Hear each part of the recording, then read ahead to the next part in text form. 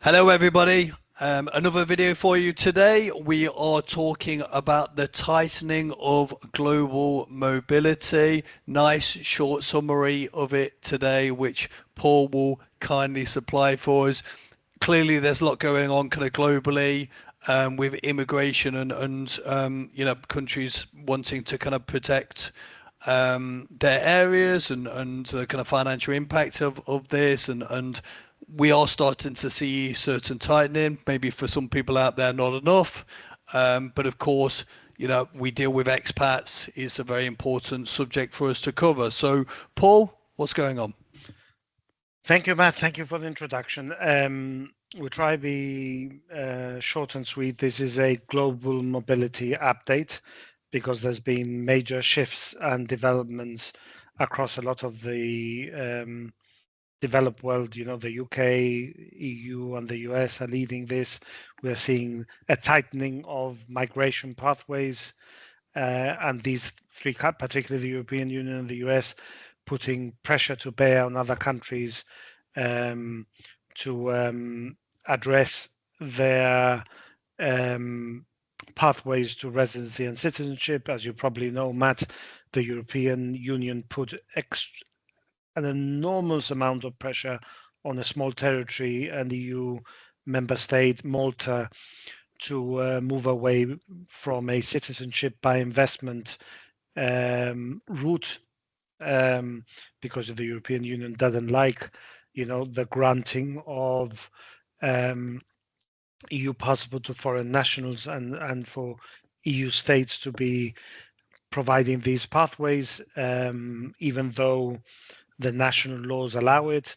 So Malta had to pivot and essentially develop very quickly a citizenship by merit program to replace citizenship by investment. So yeah, a much tighter immigration pathways. We talked about Gibraltar. I'm mentioning we've discussed Portugal today. We're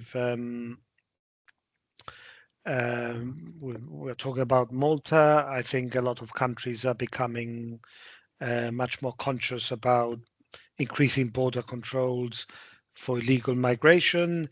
So it's legal migration being squeezed because these countries are putting pressure to bear. Illegal migration being tightened up, the US in particular, and then a move towards a more selective and security-centered migration models. The Caribbean countries are coming under a lot of pressure in terms of what constitutes permanent residency and what is the minimum duration stay. And they're coming under pressure from the US, but the European Union as well, saying in the past, if you become a national of St. Kitts and Nevis, you have an unfettered access to the Schengen zone. So they had visa-free travel. And now they're putting pressure on these countries to say, well, we give you access, but you have to make your rules more strict. So what is driving this? I don't know, Matt. I can only presume that there's a drain of tax revenues to smaller jurisdictions that have a more tax benign environment. And even though they claim it's a migration issue, in fact, what it is, they're draining our government coffers of tax revenues. And we are on top of that, making it easy to access our, the US and the Latin American area and European Union. Why are we doing that to our detriment? So yes, it's tightening. I think tax revenues could be the driver, the invisible driver behind it. One is never sure, but yes, I think we are definitely seeing a massive shift. I think they're reducing asylum access. A lot of these countries, EU, UK, US, making it more difficult. But there's a lot of political pressure, in the UK.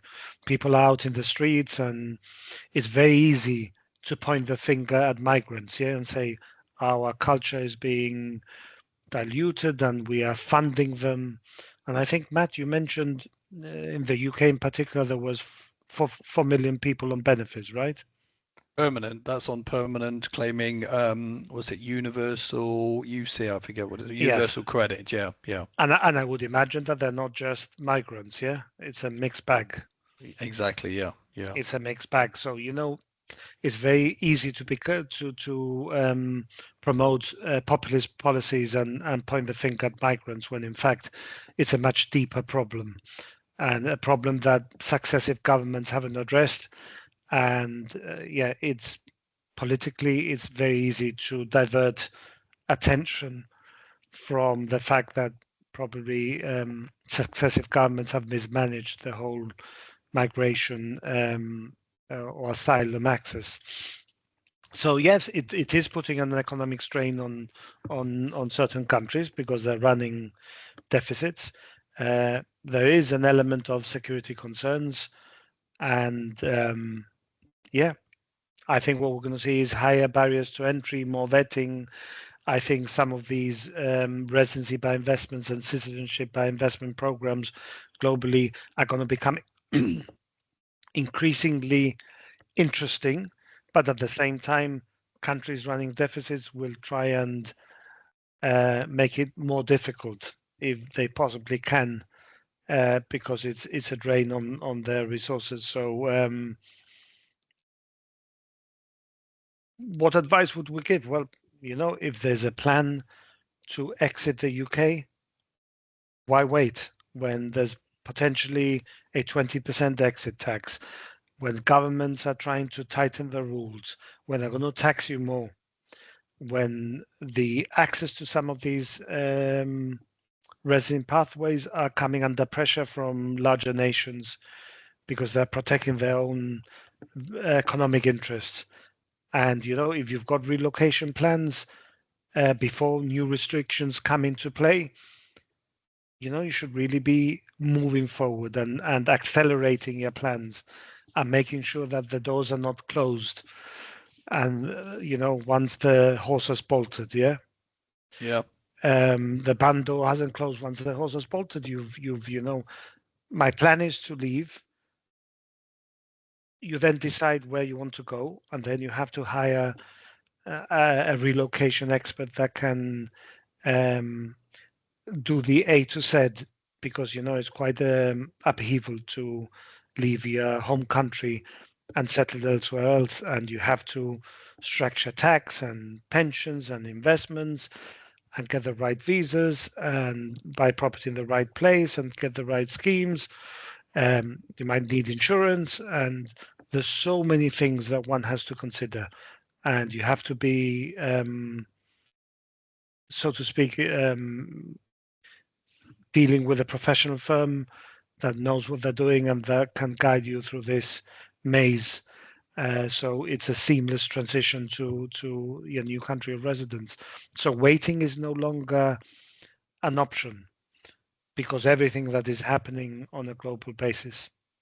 yeah. No, we're seeing so many changes at the moment, and as you say, Paul, if you're leaving the UK for elsewhere, you've got to consider, are there going to be changes in the UK, or are there going to be changes in your new country of residence? And it only takes one of them to introduce those changes.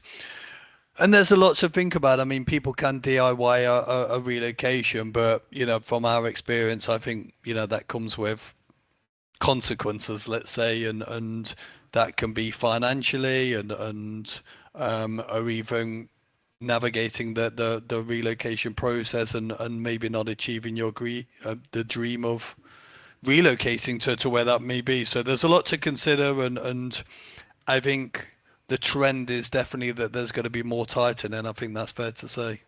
No, I would agree with you. I think you summed it up perfectly. I think, and you say what are the consequences? I would say it's financial more often than not, from our experience, Yeah. making really costly mistake. The transition becomes long-winded. It takes you longer, and there's a financial consequence of not getting good advice. And people want to circumvent and DIY it, but it's a very painful and very costly mistake to make. and one that we would not advocate or support, because we know from thousands of people we've helped that it ends in tears more often than not. No, absolutely. So if you're watching this video and you are planning your relocation and you would like to discuss that with us, then feel free to give us a call on UK number, so 440207 998 or you can email us at connect@fwm.gi or visit our website fiduciarywealth.gi.